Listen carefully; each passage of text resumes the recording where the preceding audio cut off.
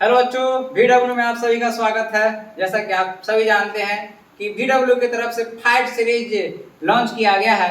आप सभी जानते हैं कि फाइट सीरीज का आज हम सब सेकेंड चैप्टर लेकर आए हैं, जिसका नाम है बहुपद। बहुपद को जानने से पहले हम उसके थ्योरी के बारे में कुछ जानेंगे कि आखिरकार बहुपद है क्या। मुख्य रूप से बहुपद को पढ़ने से पहले हमको जो है इसके जो मूलभूत बातें हैं, इसकी थ्योरी के बारे में जानेंगे। जैसे बहुपद, इसके नाम से यह स्पष्ट है कि इसमें अनेक पद होंगे, बहु प्लस पद। इसको अगर हम देखें तो इसको बोलते हैं हम सब बहुपद, बहु प्लस पद। बहु प्लस पद अर्थात निकल के आता है बहुपद। अर्थात इसको हम अगर इस प्रकार से लिखना चाहे तो कहिएगा कि सर जी इसको जो आप इस प्रकार से भी लिख सकते हैं, a1x comma a1 x1 a2 x की पावर 2, इस प्रकार से यह बढ़ते चला जाता है। अर्थात जिसमें अनेक पद होते हैं उसे हम सब बहुपद कहते हैं। बहुपद में मुख्य रूप से हमको पहले बता दिया कि द्विघात बहुपद पढ़ना है, तो द्विघात बहुपद के बारे में कुछ बातें हैं जो कि आपको जाननी जरूरी है। जैसे कि आप देख रहे हैं कि द्विघात बहुपद, इसकी परिभाषा को अगर देखें तो वैसा विजय व्यंजक या अलजेब्रा का पार्ट है, इसलिए इसको हम विजय व्यंजक लिख रहे हैं। वैसा विजय व्यंजक जो x square plus B x plus C, जिसमें ए बी सी एक वास्तविक संख्या है। अब आपके मन में प्रश्न उठ रहा होगा कि वास्तविक संख्या क्या है। तो वास्तविक संख्या आप पहले ही जानते हैं कि वास्तविक संख्या में दो चीजें होती है, एक तो होती है परिमेय और एक होती है अपरिमेय। एक होती है परिमेय और एक होती है अपरिमेय, ठीक है, जो कि हम पीछे के चैप्टर में आप पढ़ लिए होंगे, आशा करते हैं। तो वैसा विजय व्यंजक जो x square plus B x plus c के रूप में पाया जाता है उसे हम कहते हैं द्विघात बहुपद, ठीक है। बहुपद से जुड़ी हुई कुछ इंपॉर्टेंट पॉइंट है जिसको हम मास्टर पॉइंट के नाम से जानते हैं। इसको आप अगर नोट करके रखिएगा तो आपको ऑब्जेक्टिव बनाने में कोई भी परेशानी होने वाली नहीं है।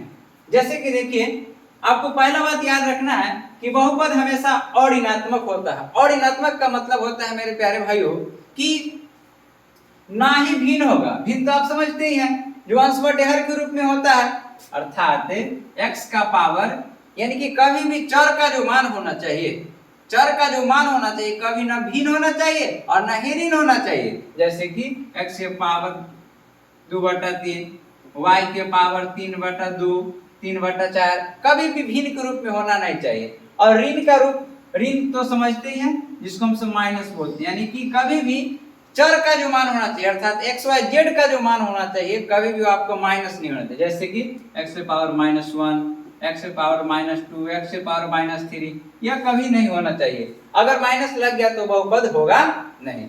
चलिए, सेकेंड बात आप याद रखना है कि कभी ऑब्जेक्टिव में कई बार बिहार बोर्ड ने पूछ लिया इस सवाल को कि द्विघात बहुपद का आलेख क्या होता है।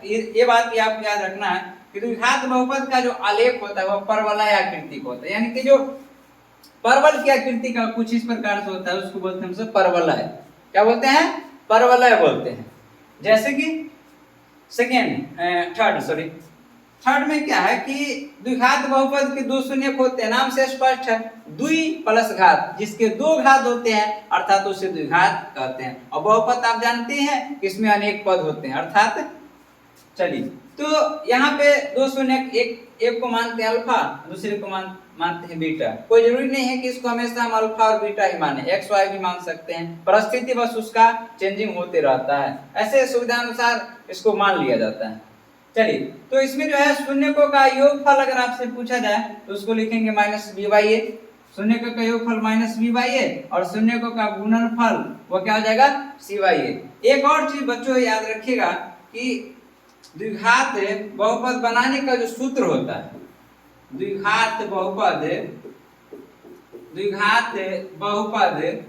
बनाने का जो सूत्र होता है, द्विघात बहुपद बनाने का जो सूत्र होता है वो होता है x² minus alpha plus beta into x plus alpha गुने बीटा। कभी कभी बच्चों ये भी प्रश्न पूछ दिया जाता है बहुपद में कि आपके जो रैखिक बहुपद होते हैं, अर्थात एक घातीय बहुपद होते हैं, वह किस रूप का होता है? एक घातीय अर्थात रैखिक, रैखिक बहुपद जो होते हैं, रैखिक बहुपद जो होते हैं वह होते हैं ax प्लस b के रूप में होते हैं। किसके रूप में होते हैं? ax प्लस b के रूप में, अर्थात एक घात वाले बहुपद को रैखिक भी बोला जाता है।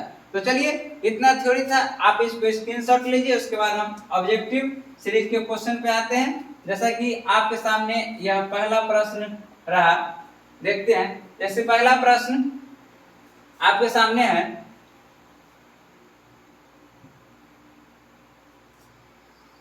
कौन रेखीय बहुपद व्यंजक है? अभी अभी आपको अभी तुरंत बताया हमने कि रेखीय बहुपद क्या है।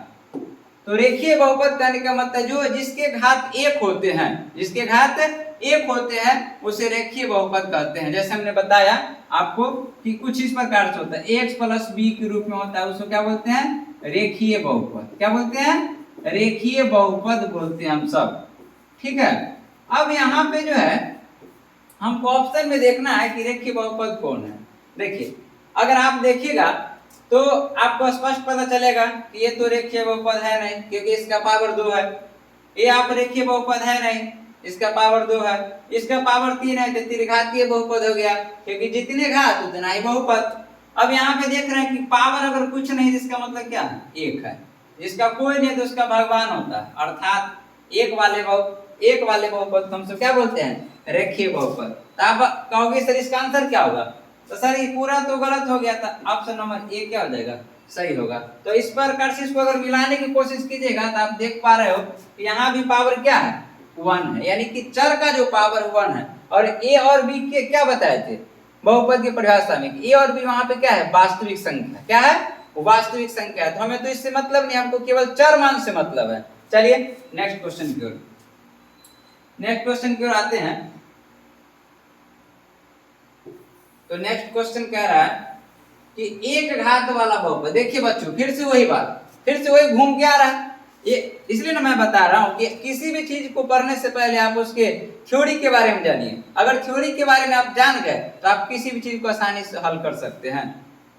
चलिए, तो वही बात फिर से घुमा के पूछ रहा है कि एक घात वाला बहुपद का नाम क्या है? तो रैखिक बहुपद। एक घात वाले बहुपद का नाम क्या है?